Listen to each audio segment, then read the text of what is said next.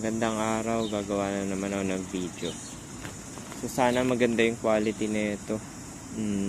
Kasi BT headphones gamit. So nirevisit ko yung Alpha Widow syndrome ni Rollo Tomassi. So may connection to sa hypergamy na nature ng babae.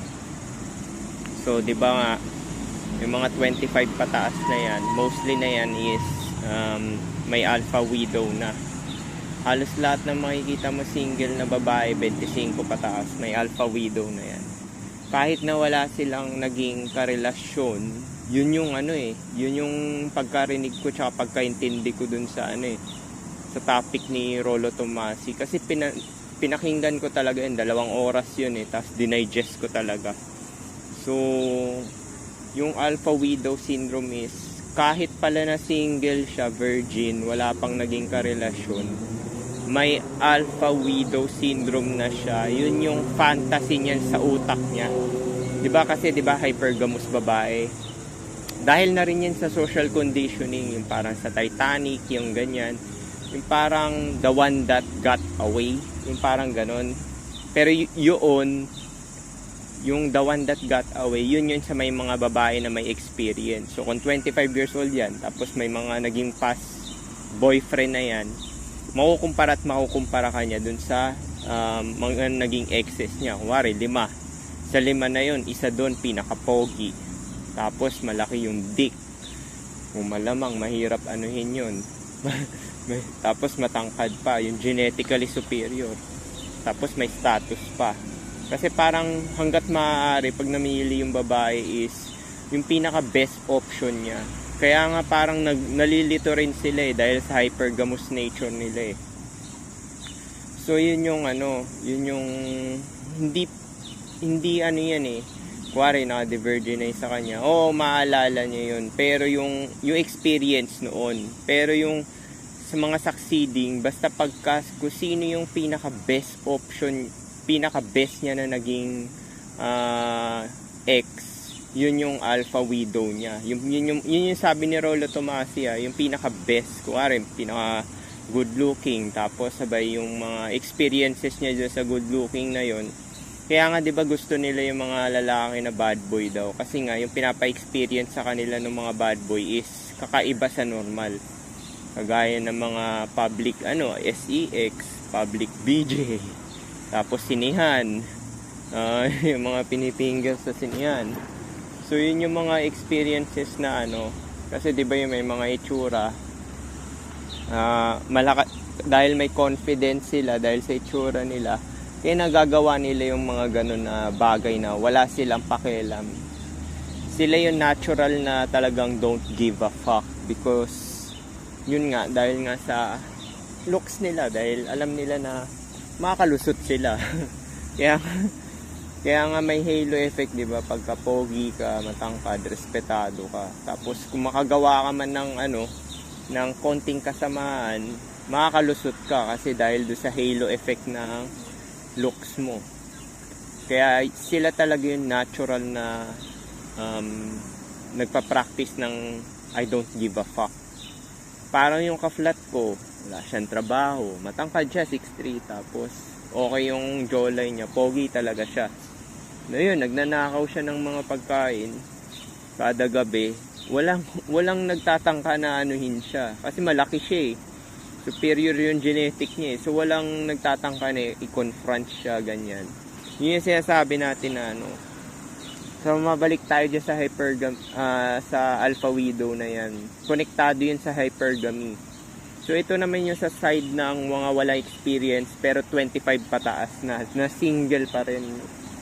Kasi may na-experience ako na ito, naka-date ko. 33 ako that time, siya 31. So matanda ako nung 2 taon. Itong babae na to, Christian to. Slim siya, maganda yung katawan, maputi, pero yung mukha niya, tsaka ngipin niya, sungki-sungki. Kamukha niya talaga si Junisha, promise. Dinate ko lang siya for the sake na dahil virgin siya, tsaka matangkad din, mga 5'4", ganun. Tsaka nandun lang din sa trabaho ko. Kasi hindi ako particular sa sa mukha gaano sa ano ko sa experience na gusto ko mangyari. Basta kung ako lagi nasusunod, hindi naman yun talagang laging nasusunod. Yung parang submissive ka sa akin, tapos ginagawa mo kung parang talagang lalaking lalaki. Kasi nga yun yung sinabi ko sa inyo, di ba? Kahit na introvert ka dyan, mahihain, basta nakatagpo ka ng babae na talagang down talaga sa'yo, magiging ikaw talaga magli-lead. Paparamdam niya sa'yo yung pagiging submissiveness. So yung mga hindi mo naramdaman dati sa mga katrabaho mo, yung respeto niya talaga sa'yo is at most, pinakamataas na na-experience mo sa buong buhay mo. Yun yung submissiveness na ano. Pero usually, makukuha mo lang to sa mga babae na kuwari kung chad ka, below sa looks level mo. Ganun kasi dahil sa treatment So mga yun, dinate ko yun. Biruin mo 31 na siya, virgin pa siya. Tapos sabay, ayaw niya pa ako. Alam mo hindi ko mag-gets Nagtatanong ako, ano bang gusto nito? Sabi ko, okay na may itsura ko. Mas angat naman ako sa kanya. Pero ayaw niya pa rin talaga ako. Sabi kong ganun. Sa isip ko lang yun yun yung parang inner voice ko na kinakausap ko sarili ko. Bakit repulsive tong date na to? Ang pangit naman niya. Ganun yung ibig sabihin yung babae na yon masyadong mapili. Siguro mahilig manood ng K-drama. Tapos marami siyang fantasy sa tsaka expectations niya. Na yung, meron kasing hinahanap mga babae, yung parang perfect Mga Prince Charming, yung ganyan, perfect. Tapos sabay yun yung fantasy nila sa utak nila. Bali yun yung parang alpha na imaginary nila. Kaya hindi sila nagsisettle sa mga parang nami-meet nila na normie yung muka. Tapos sabay basta yung mga normie lang na muka, hindi kahit na single sila. Marami akong ganun. Usually yung mga nag-i-stemming, yung mga pataas na yung edad, mga 25 pataas na. Kasi kukuha ng oras yung stemming, di ba? Nung panahon ko 21, graduate ka na. Tapos may board exam. Kakain pa yun ng 1 taon. Tapos may training pa. So parang 22 na kami noon mag-i-start magtrabaho. Tapos may experience ka pa 2 years kung gusto mo mag-abroad. So yung pag-aaral talaga, kinakain yung oras talaga ng mga babae talaga. Tapos sabay doon nila i-meet yung mga parang syempre habang nag-aaral yan, dahil nag-accumulate na experiences tsaka pera, yung hypergamous nature nila running talaga yun sa utak nila tuloy-tuloy. Kaya parang ayaw nila mag-settle talaga sa mga kahit na normie. Bruin mo yun na date ko, girl 31 ka na, virgin ka pa rin. Tapos sabay ang pangit mo pa. As in yung face talaga. Pero slim siya, sexy As in siya talaga yung typical na hipon talaga. Sabi ko, dinate ko yun sa sa museum, Manila Museum. Tapos 50 lang naman yung yung parang kasi gusto ko rin makapunta doon. So parang ganun kasi pag naipag-date yung gusto ko. Wari, mahilig ako sa mall. Yun, minomall ko na lang sila. Ngayon kasi matanda na ako, parang ayoko na mag-mall kasi alam mo na, pag matanda ka, gusto mo sa bahay ka na lang parate. Kaya medyo nag-iba na rin strategy ko, papuntahin sa kwarto, papuntahin sa bahay, gano'n na lang din. Tsaka social media age na rin parang wala na ring bago na mabibigay ka sa babae, lalo na yung mga 25 pataas na. Wala na rin bago na ipapa-experience mo sa kanila kasi nga lahat yan, wala nang game. Wala na talagang game. Kahit dalhin mo yun sa parke, nadala na yan ng ibang lalaki na nauna pa sa'yo. Dalhin mo man yan sa sinihan, wala nang bago. Kaya ngayon yung mga mahirap Kaya totoo yung Morgan Stanley na study talaga na marami talagang babae na masisingle by 2030. Kasi sa social media age na nga tayo. Yung hypergamous nature talaga nila, uproot. Talagang ang taas. Pati standards nila tumataas rin lalo as the years go on. So parang kasi biruin mo, tayo nag-a-adjust, 'di ba? Lalaki nag-a-adjust, 'di ba? Parang tama nga 'yung sinabi nung katrabaho ko na bakla. Ang lalaki lang naman nag-a-adjust sa sa babae. So kung ano 'yung pinapakita ng babae, ikaw na lang mag-a-adjust kung base sa treatment niya. Kaya nga makapangyarihan yung ano eh, wag mong papaniwalaan mga sinasabi ng babae. Kasi nasasabi lang nila yan, yung I love you, maalagaan kita pagtanda. Hindi ko pinapaniwalaan yan eh. Kasi mas pinapaniwalaan ko yung kilos. Kasi yan, kaya sila sinasabi nila yan. Kasi at that time, gusto ka nila. Gustong-gusto ka nila. Nagsisimp sila sa'yo. Tsaka gusto ka nila i-retain. May tawag sa manipulation tactic yan eh. Alam ko hindi naman nila plano na mag-manipulate, pero nature na nila yung sa kilos nila is manipulative talaga. Kasi ganun yung nature nila para makasurvive eh. Yung maboka, 'di ba? Social creature talaga tayo, pero yung babae talaga is sila talaga yung parang mas social being talaga. Yan yung parang ano nila, alas nila. Sa atin kasi physical para makasurvive. Sila salita. Pangloloko, pang uuto. Kaya lahat ng babae talaga scammer. Lahat yan, 100%. Walang babae na hindi scammer. Kahit sabihin mo pang religious yan, yung mga virgin, scammer yan. Basta nakipagrelasyon ka sa babae, na scam ka na. Doon ka na magpo-fall sa alpha seed or beta need. Di ba sinabi ko nga, lahat ng mga napili, lahat ng nasa relasyon ng ngayon na lalaki, doon magpo-fall. Either alpha seed ka or beta needs. I-assess mo na lang sarili mo kung less effort ka ba. Kasi pag less effort ka, ibig sabihin, ikaw yung superior. Ikaw yung may advantage, may power sa relasyon na yon. Kasi less effort ka eh. Kung sino yung nag-e-effort, sila yung parang subservient. Hindi naman subservient, sila yung parang walang kapangyarihan dun sa relasyon na yun. Kasi sila yung nag-e-effort eh. Hindi mo naman gagawin yan. Parang trabaho, 'di ba? Yung trabaho, yung naghahanap ng job. Naghahanap ng mga trabahador, 'di ba? Ipo-post lang naman nila yung mga gusto nila i-hire. Tapos yung mga mga mag-a-apply ng trabaho, sila yung magpapapogi, magmumukha malinis para sa interview, sila yung pupunta dun sa lugar na yon, magpapasa ng mga experiences nila sa trabaho. Ganun yung power dynamics. Kung sino yung mas maraming investment sa time, effort, tsaka money. So yun nga, mabalik tayo dyan sa alpha widow na yan. Kaya lahat ng babae na 25 pataas, 100% to may alpha widow syndrome na yan. Kahit na sabihin mo na wala pa siya naging boyfriend since birth.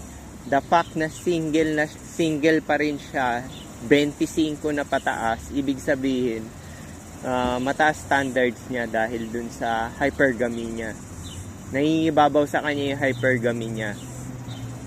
Kaya ganun. Kaya marami rin akong kakilala na di ba sinabi ko 7 sila.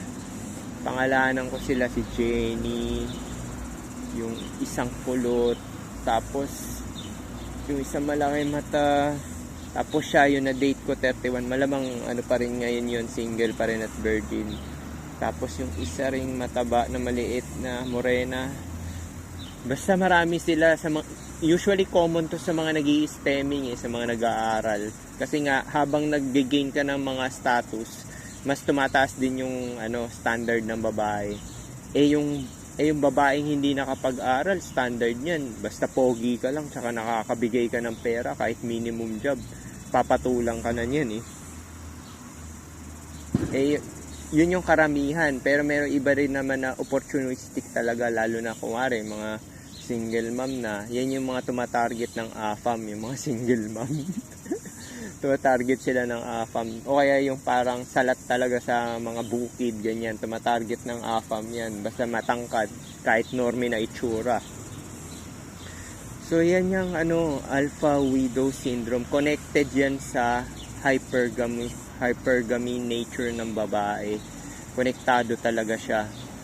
Kaya medyo mahirap na mauto yung mga babae ng 25 pataas na. Kasi nandyan na yung epiphany phase dahil dumadami na yung body count nila. Di ba yung sa podcast ni Koy Koy, 21, 8 yung body count.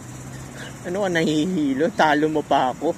Ako 37, 8 lang yung body count ko Kaya sinasabi ko, lugi talaga sa experience yung lalaki talaga. Lugi, biruin mo, 21, katumbas lang sa edad ko. Hindi ba kalokohan yun, di ba?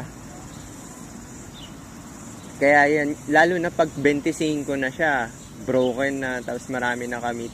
Hindi naman kasi yan sa ano di ba? Kasi di ba, sabi ni Rolo Tomasi, si Mang Rolo, sabi ni Mang Rolo, sinisisi natin yung mga lalaki, yung mga pogi. Alam mo, sa totoo, wala akong grudges sa mga lalaki kasi pinili sila ng babae. Babae, it takes two to tango, di ba? So, ang namimili nun, babae. So, pagka, kuwari, pogi yan, wala namang pumili sa kanya, hindi naman siya mabubroken, hindi siya magkakaroon ng trauma kasi nga, hindi naman niya pinili yung pogi.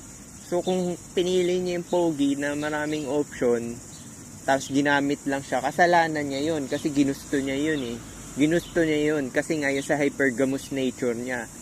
Diyan napapasok yung mga fantasy nila na kagaya nung 50 Shades of Grey. Kaya yung 50 Shades of Grey na yan yan yung talagang mataas yung rating para na pinapanood ng babae, pati yung Titanic.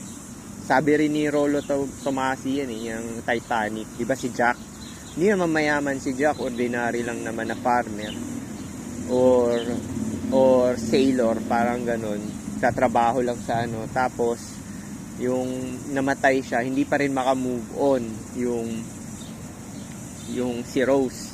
Kahit na meron na siyang pamilya at anak sa huli, yung image pa rin ni Jack ang kanyan talagang talagang naaalala parate. Yun yung mahirap kasi pagka ganun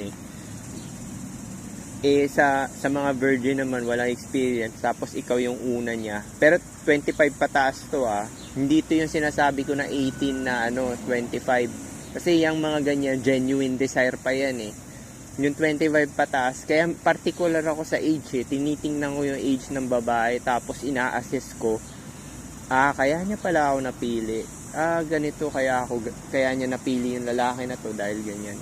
Basta age ang basihan nyo sa babae talaga. Kasi ang epiphany phase is 26 pataas.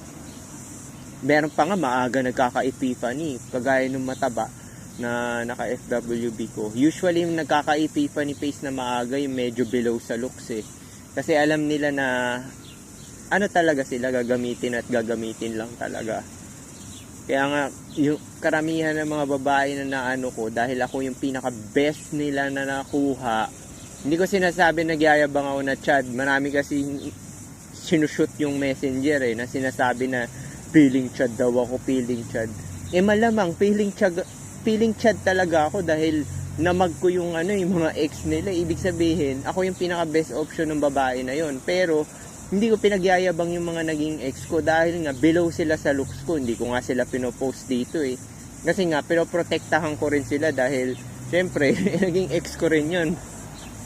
Kahit papano, gentleman's code ko pa rin yun. Tapos mayroon pang gusto, i-post ko raw yung para legit. Ulul ka? Gago ka ba? Ba't ko ipopost yung mga exes ko dyan sa sa social media? Mamaya malaman pa nila yan, balikan pa nila ako. Gusto pa mag-post pa ako para proof daw. Gago ka ba? Hindi ko gagawin yan. So, yun, mabalik tayo dyan. Yan yung mga example ng mga alpha widow syndrome. Yan kagaya ni Christian Grey, tsaka ni Jack sa Titanic. So, hindi lang pala siya sa mga babae na maraming naging ex. Kaya nga pagka nagkaroon ka ng girlfriend na alamin mo yung past ng babae. Mahalaga talaga yun. Kasi yung treatment niya sa'yo is ikukumpara niya. Kung ikaw pinaka-pogi na naging boyfriend niya, maging kampante ka kasi sa'yo talaga siya magiging submissive. Tapos sabay kaya titingnan mo yung mukha. Ako tinitingnan ko, pakita nga ng mga naging exes mo. Tapos doon ko ina-assess kung magiging submissive ba to sa akin or hindi. Ganun yung Pero usually, wala namang kasi silang excess kasi pangalawa lang nila ako parate So halos lahat ng mga naging ex ko ay pangalawa lang ako. So walang competition gaano. Tapos meron din akong neto lang lately na yung mga nagiging ex ko ay matataas na body count, 5 na. Tapos yun yung napansin ko kasi nga hindi na ako pwede makapili din gaano kasi 37 na ako dahil sa age pill eh.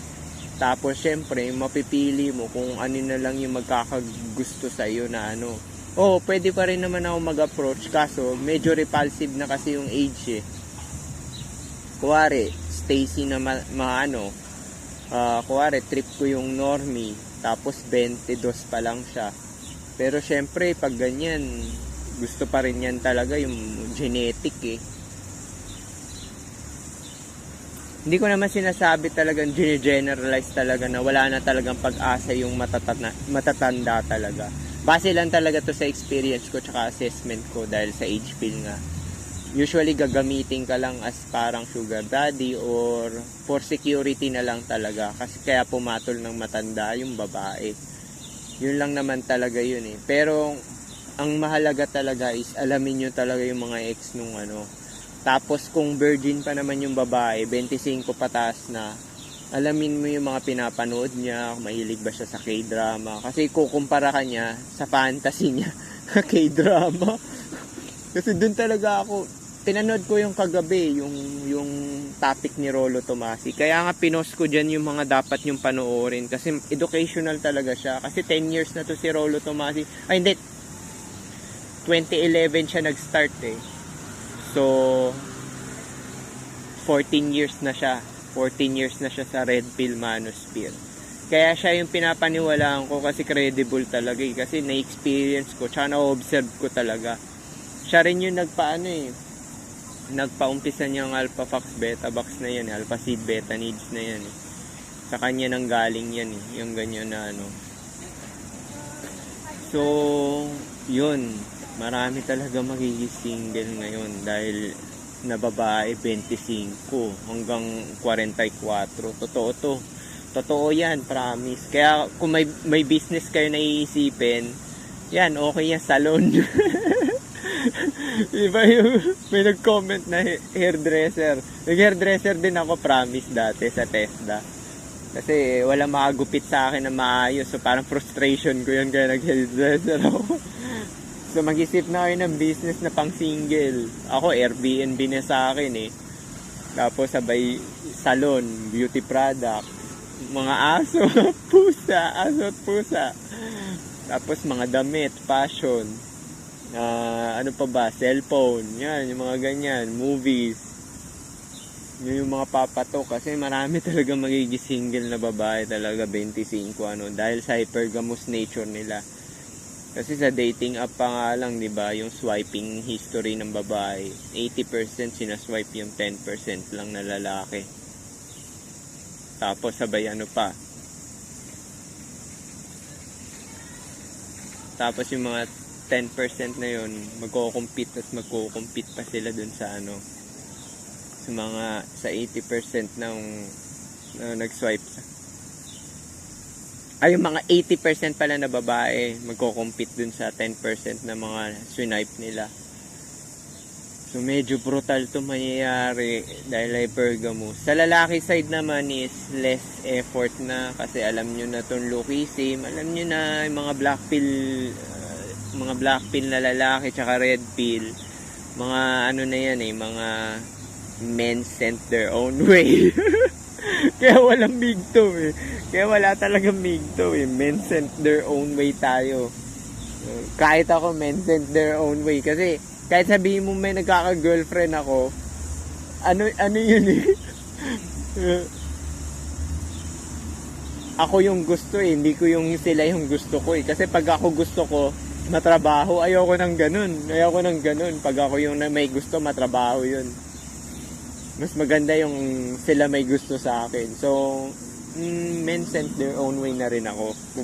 Kung magka-girlfriend man ako. So, paano? Yan yung alpha widow syndrome na Mga experiences ng mga babae, basta nagka-ex na yan, may alpha widow syndrome na yan, yung mga 25 pataas. Kukumpara at kukumpara ka niyan.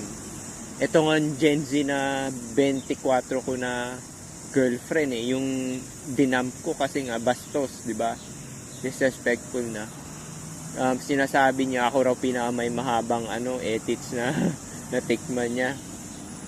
So nakukumpara talaga, promise. Tapos ayaw na raw niya hinahabol niya ako actually kahit nga ngayon nagme-message pa rin naman siya. Hindi ko na lang pinapansin. Kasi siguro ako na lang pinaka-best na option niya. Ako rin naman, siya naman din yung nakikitaan ko na pang long term. Kaso nga lang, disrespectful na lately kaya dinamp ko na. Mas gusto ko na lang ako na mag-isa kaysa yung hindi disrespect pa. So paano yung lampi?